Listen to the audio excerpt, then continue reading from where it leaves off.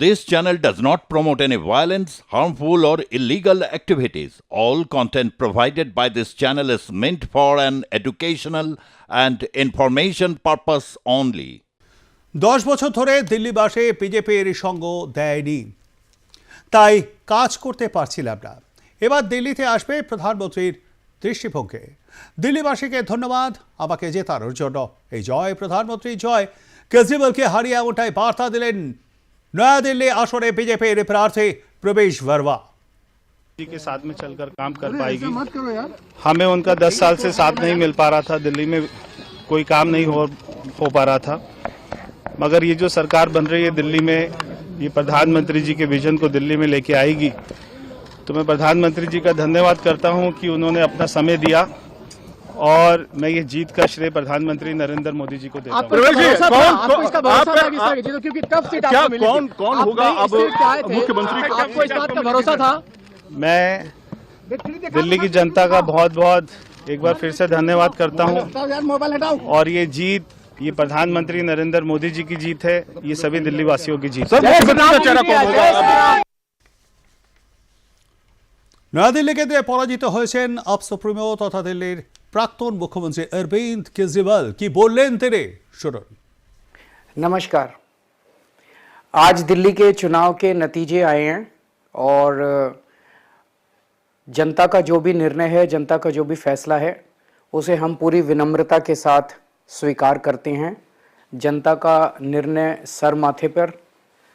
मैं भारतीय जनता पार्टी को इस जीत के लिए बहुत बहुत बधाई देता हूं, और मैं उम्मीद करता हूं कि जिस उम्मीद के साथ और जिस आशा के साथ लोगों ने उनको बहुमत दिया है, वो उन सभी उम्मीदों और आशाओं पे पूरा उतरेंगे। हमने पिछले 10 साल में जनता ने जो मौका दिया हमें, उन 10 सालों में हमने बहुत सारे काम किए।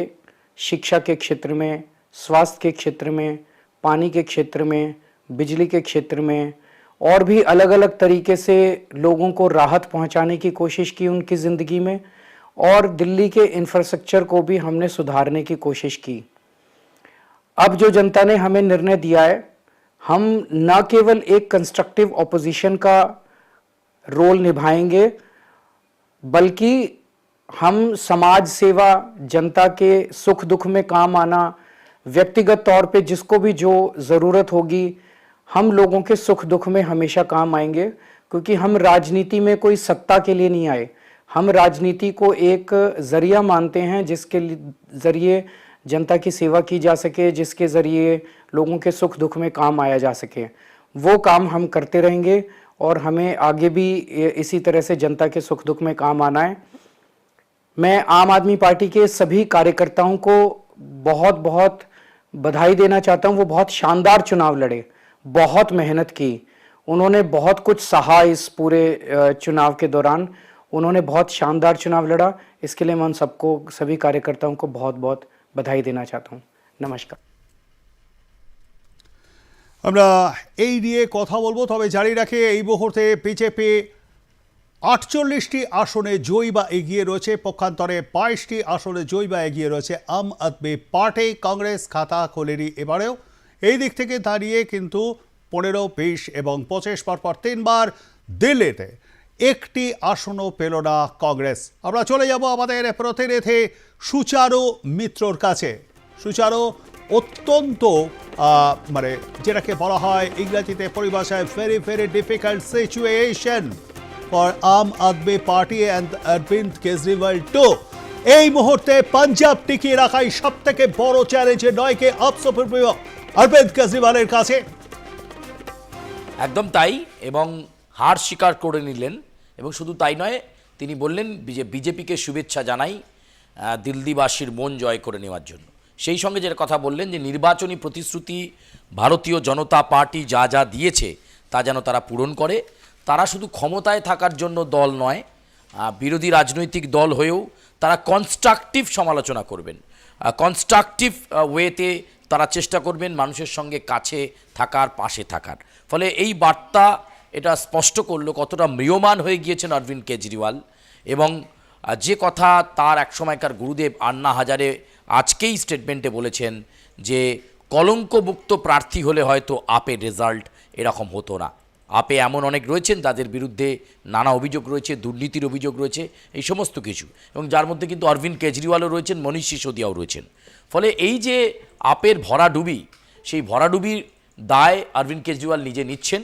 কিন্তু তার মধ্যে যেটা বলার, যে এত হেভিওয়েট লিডাররা হারলেন, সৌরভ ভরদ্বাজ হেরে গেলেন, অরবিন্দ কেজরিওয়াল হেরে গেলেন, মনীষ সিসোদিয়া হেরে গেলেন, কিন্তু তার মধ্যে শুধু আতিশির এই জয়লাভ সেটা একটা ইঙ্গিতপূর্ণ, এবং বলাই যেতে পারে যে বিরোধী বেঞ্চে, দিল্লিতে বিধানসভায় বিরোধী বেঞ্চে একটা গুরুত্বপূর্ণ ভূমিকায় আতিশিকে দেখা যাবে, এটা খুব পরিষ্কার। এবং তিনি দিল্লির প্রাক্তন মুখ্যমন্ত্রী। এবার যে পাঞ্জাবকে টিকিয়ে রাখা ক্রমশ চাপ, ক্রমশ কঠিন হবে অরবিন্দ কেজরিওয়ালের কাছে, সেটা তিনি খুব ভালোভাবে জানেন। তিনি প্রথমেই বললেন আজকে সাংবাদিক বৈঠকে, নির্বাচনী ফলাফল বেরোনোর পর এখনও পর্যন্ত যা ট্রেন্ড আমরা পেয়েছি প্রবীর, 48টা আসনে এগিয়ে রয়েছে বিজেপি, 22টা আসনে আম আদমি পার্টি, অন্যান্যরা শূন্য, কংগ্রেস তো খাতা খুলতেই পারেনি। এই মুহূর্তে দাঁড়িয়ে অরবিন্দ কেজরিওয়াল প্রথমেই শুভেচ্ছা বার্তা দিলেন, এবং এই যে নির্বাচনী প্রতিশ্রুতির কথা আমরা সকাল থেকে বলে আসছি, 500 টাকায় গ্যাস দেওয়া, 2500 টাকায় মেয়েদের হাতে তুলে দেওয়া, এছাড়াও বিভিন্ন ক্ষেত্রে 13,000 ই বাস, দিল্লিতে যে অটো চলে সেই স্থানীয় যানবাহনে জোর দিয়ে অটো চালকদের জন্য দুর্ঘটনা ঘটলে বিমা, এত কিছুর ঘোষণা কিন্তু করেছিল ভারতীয় জনতা পার্টি। এবং 2.5 দশক তাদের কাছে এই রাজধানী অধরা ছিল। তারা মনে মনে একটা ক্ষোভ ছিল যে কেন তারা ডাবল ইঞ্জিনের সরকার এই রাজধানীতে করতে পারছেন না, যেখানে দিল্লিতে পার্লামেন্ট রয়েছে, সংসদীয় সেশন হয়, অধিবেশন হয়, যে রাস্তা দিয়ে প্রধানমন্ত্রী যাতায়াত করেন, অথচ দিল্লি তাদের কাছে অধরা। সেই দিল্লি এবার দখলে এলো 2.5 দশক পর, এবং এলো শুধু নয়, একটা ম্যাসিভ ভিক্টরি বলা যেতে পারে।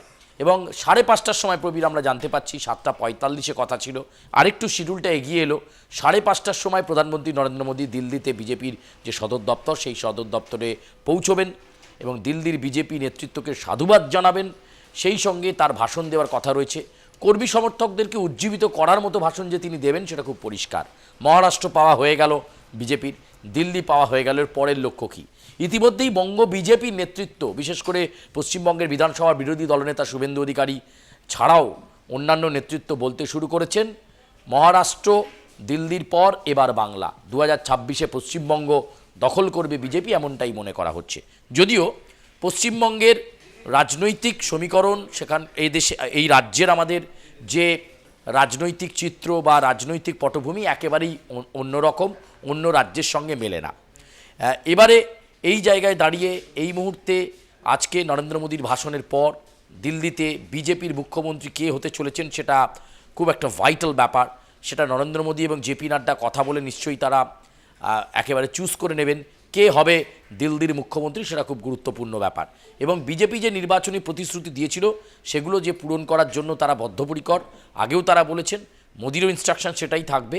ফলে সেটা কতটা করতে পারছে দিল্লিবাসীর মন, ভোটে জয় করেছে বিজেপি, কিন্তু কাজে কতটা জয় বিজেপি করতে পারবে সেটা অত্যন্ত গুরুত্বপূর্ণ ব্যাপার হবে।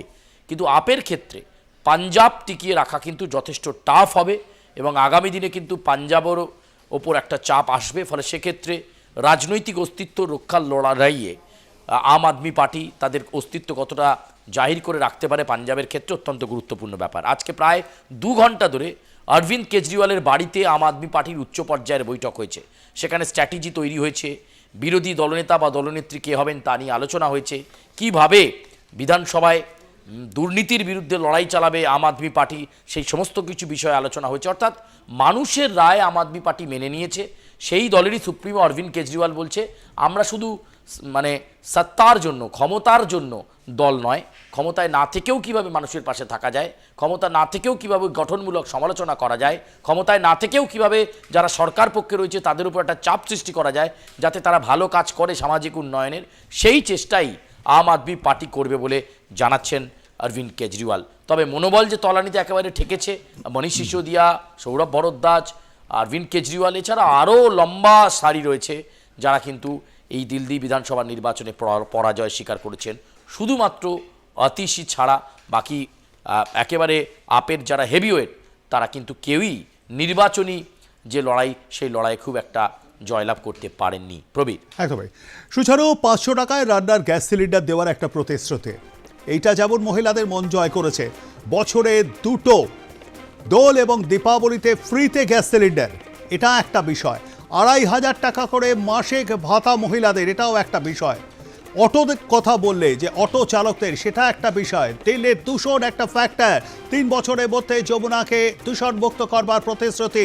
এর পাশাপাশি আর একটা বিষয়ও কিন্তু না উল্লেখ করলেই নয়, একটি দুটি নয়, 1700-1700টি কলোনি রয়েছে, বেআইনি কলোনি। তার আইনি প্রতিশ্রুতি দেওয়া হবে, অর্থাৎ তাদেরকে আইনি স্বীকৃতি দেওয়া হবে, এমনটাও কিন্তু প্রতিশ্রুতি। এটাও মনে হয় আম আদমির, দিল্লির আম আদমির মন জয় করেছে গেরুয়া শিবির, নয় কি সুচারু? কি মনে হয়?